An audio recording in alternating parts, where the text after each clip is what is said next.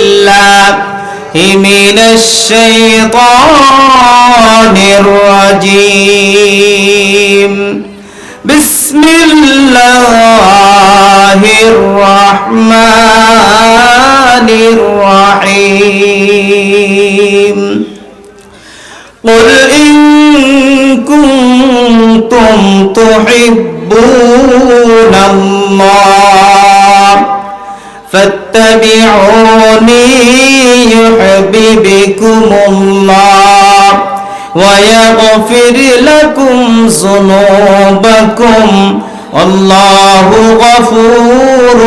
رحيم رب العالمين বলেন হে নবী আপনি বলুন ইন কুনতুম তুহিব্বুনাল্লাহ তোমার উম্মতকে তোমার জাতিকে তোমার কওমকে বলে দাও যদি তারা আমি আল্লাহকে ভালোবাসে আল্লাহকে যদি পেতে চায় কি করতে হবে ফাত্তাবিউনি ইউহিব্বুকুমুল্লাহ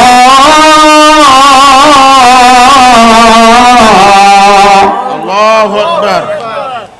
যদি তোমরা আল্লাহর ভালোবাসা পেতে চাও আল্লাহকে যদি পেতে চাও হে নবী আপনি আপনার উম্মতকে বলে দেন যদি তারা আমাকে পেতে চায় তাহলে আপনার অনুসরণ করতে হবে তথা নবীর আদর্শ মানতে হবে ফাত্তাবিউনি ইউহিব্বুকুমুল্লাহ আল্লাহ রাব্বুল আলামিন বলে দিলেন নবী আপনি বলুন যদি তারা আমাকে পেতে চায় আপনার অনুসরণ করতে হবে ইউহিব্বুকুমুল্লাহ যদি তারা আপনার অনুসরণ করে আপনার ভালোবাসা গ্রহণ করে আপনাকে যদি ভালোবাসে তাহলে তাদের জীবনের সমস্ত গুনাহগুলো আমি আল্লাহ maaf করে দেব আল্লাহু আকবার ওয়া ইয়াগফির লাকুম যুনুবাকুম আল্লাহু গফুরুর রহিম রব্বুল আলামিন ডাকতে বললেন বান্দা তোমরা যদি আমার হাবিবের অনুসরণ করতে পারো আমার হাবিবকে ভালোবাসতে পারো তাহলে তোমার জীবনের সমস্ত গুনাহগুলো আমি রব্বুল আলামিন maaf করে দেব যেরকম সুবহানাল্লাহ আমার ভাইরা হাদিস শরীফের মধ্যে এসেছে হযরত আব্দুল্লাহ ইবনে হিশাম রাদিয়াল্লাহু তাআলা আনহু তিনি বর্ণনা করেন যে আমি একদিন রাসূলের সঙ্গে ছিলাম আরো বেশ কিছু সাহাবায়ে কেরাম সেদিন নবীজির সঙ্গে আমরা একত্রিত ছিলাম একই সঙ্গে চলছি সেই সময় হযরত ওমর রাদিয়াল্লাহু তাআলা আনহুর হাত রাসূলের হাতের মধ্যে আছে অর্থাৎ রাসূল হযরত ওমরের হাত ধরে আছেন এমন সময় হযরত ওমর ফারুক রাদিয়াল্লাহু তাআলা আনহু তিনি ডাক দিয়ে বললেন ইয়া রাসূলুল্লাহ ইয়া হাবিবাল্লাহ আমি আপনাকে একটা কথা বলতে চাই নবীজি বললেন ওমর রে একটা কেন 10টা কথা হলে তুমি বলতে পারো কোনো অসুবিধা নাই ওমর ডাক দিয়ে বলেন ইয়া রাসূলুল্লাহ ইয়া হাবিবাল্লাহ আমি আপনাকে এত বেশি ভালোবাসি আমি আপনাকে এত বেশি পরিমাণ ভালোবাসি আমার আত্মীয়স্বজন আমার পিতামাতা আমার ধন সম্পদ সন্তানাদি যা কিছু আছে সমস্ত কিছুর চেয়ে আমি ওমর আপনাকে বেশি ভালোবাসি ইয়া রাসূলুল্লাহ ইল্লান নাফস শুধুমাত্র আমার জীবন ছাড়া আমার আত্মা ছাড়া আমার জীবন আমার প্রাণ ছাড়া নফস ছাড়া যা কিছু আছে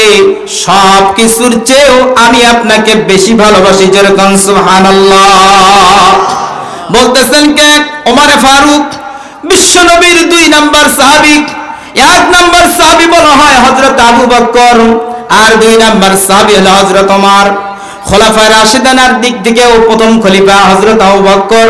আর দ্বিতীয় খলিফা হলো হযরত ওমর যেই ওমরের ব্যাপারে রাসূল বলেছেন যদি আমার পরে কেউ নবী হতো লাউকানা ওমর ওমরকে আল্লাহ পাক নবী হিসাবে দান করতেন সেই ওমরের কথা বিশ্ব নবী তার হাত ধরে আছেন হাতটা হযরত ওমর রাদিয়াল্লাহু তাআলা আনহুর হাত ধরে আছেন এই অবস্থায় ওমর বলতেছে ইয়া রাসূলুল্লাহ ইল্লান নাফস শুধুমাত্র আমার নফসের আমার আত্মা ছাড়া জীবনে যা কিছু করেছি যা কিছু আছে আমার আত্মীয়স্বজন পিতামাতা মহব্বতের বস্তু সব কিছুর চেয়ে বেশি আপনাকে ভালোবাসি। নবীজি বললেন, ওমর রে, এখনো তুমি পরিপূর্ণ ঈমানদার হতে পারো না। নবী ডাক দিয়ে বলেন,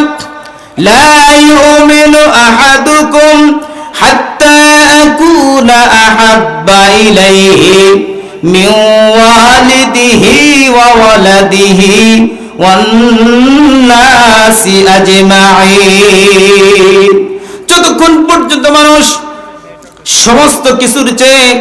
তার জীবনের চেয়েও আমি রাসূলকে বেশি ভালোবাসতে পারবে না, ততক্ষণ পর্যন্ত পরিপূর্ণ ঈমানদার কেউ দাবি করতে পারে না। হযরত ওমর বলেন, ইয়া রাসূলুল্লাহ, আমি এই মুহূর্তে আবারও ঘোষণা দিলাম, ইয়া রাসূলুল্লাহ, আমার জীবনের চেয়েও আপনাকে বেশি ভালোবাসি। আল্লাহু আকবার। বলেন, ইয়া রাসূলুল্লাহ, শুধু আমার সম্পদ নয়, আমার পিতামাতা নয়, আমার আত্মীয় স্বজন নয়, আমার ছেলে মেয়ে নয়, আমার নফস, সবচেয়ে মানুষের ভালোবাসার বস্তু হলো নিজের জীবন। কথা বলেন ঠিক কিনা? আমরা সবকিছু দিতে পারি কিন্তু জীবন দিতে চাই না। বিপদে যদি পড়ে যাই, বিপদে পড়ে গেলে বলবো আমার টাকা আছে, পয়সা আছে, জমি আছে, নিয়ে নাও, বিনিময়ে আমার একটু ছেড়ে দাও, আমি কিন্তু বাঁচতে চাই। কথা বলেন ঠিক কিনা? জীবনের মায়া কেউ ত্যাগ করতে চায় না, জীবন ছেড়ে কেউ চলে যেতে চায় না, মানুষ মরতে চায় না। জীবনটার মহব্বত প্রত্যেক মানুষেরই আছে। ওমর বলেন, ইয়া রাসূলুল্লাহ, ইয়া হাবিবাল্লাহ, আমার নফসের চেয়ে, আমার জীবনের চেয়ে আপনাকে আমি বেশি ভালোবাসি।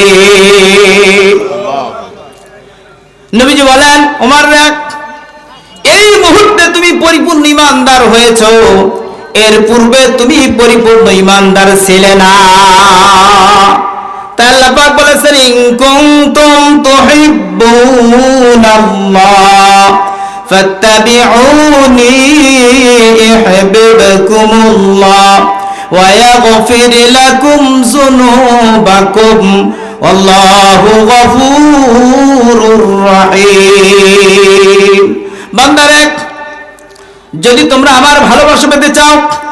আমার কাছে যদি ক্ষমা পেতে চাও, যদি জান্নাতে যেতে চাও, তোমার জীবনের সমস্ত গুনাহগুলো যদি মাফ করাতে চাও, তাহলে আমার নবীর আদর্শকে মেনে নাও, আমার নবীকে ভালোবাসো, নবীকে মহব্বত করো, জীবন দিয়ে হলেও আমার নবীকে ভালোবাসতে হবে। ওয়া ইয়াগফির লাকুম যুনুবাকুম আল্লাহু গফুরুর রহিম।